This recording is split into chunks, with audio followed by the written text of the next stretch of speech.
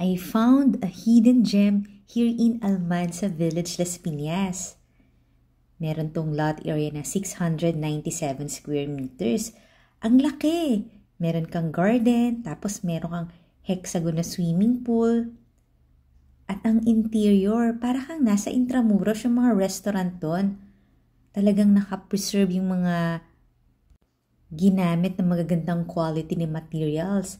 Like yung mga vegan tiles, yung mga hardwood na ceiling, yung mga century-old brick. This is a 2-story house with an attic. May 6 bedrooms. High ceiling tong part na to. At ang mga arches, ang gaganda. Parang ito yung mga style ng bahay na nasa mga Filipino Architecture Magazine. Ayan, mga bricks yung nasa wall. Tapos, ang laki ng kitchen. Ito yung main kitchen. Meron pa tong daily kitchen. Meron siyang total of 6 bedrooms. Meron ka ring helper's room. Meron ka ring driver's room. At saka storage room. May courtyard pa dito. Tapos yung price niya reasonable.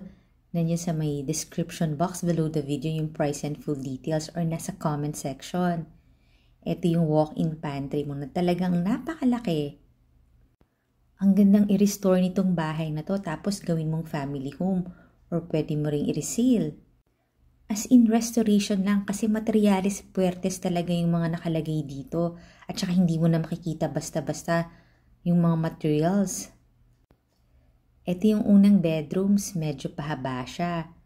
Semi-furnished din to, may iwan yung mga blinds, mga curtains, mga lighting fixtures, yung mga naka-attach dito sa bahay. Ito yung bathroom. Tapos dalawa rin yung entrance nito.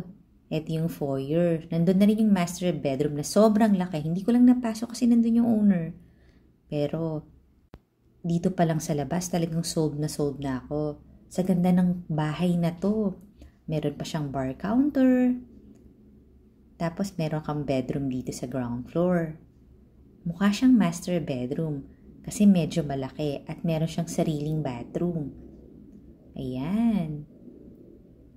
Pwede rin tong guest room kasi malapit sa swimming pool. Check naman natin yung second floor. Mga totoong hardwood yung mga flooring nitong bahay na to. Maganda rin yung space planning. At meron tong sariling bathroom. Pwede mo rin gawing living room itong bedroom na to dito sa second floor. Tapos meron siyang covered na balcony overlooking the swimming pool. So dito sa second floor may 2 rooms ka. Tapos another master bedroom. 2 yung master bedroom. Meron sa ground floor, meron dito sa second floor.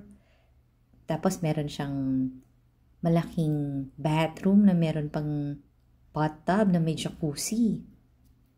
Panoorin mo yung full house tour nito sa YouTube channel ng Home Search Philippines para makita mo yung buong detalye ng magandang bahay na to.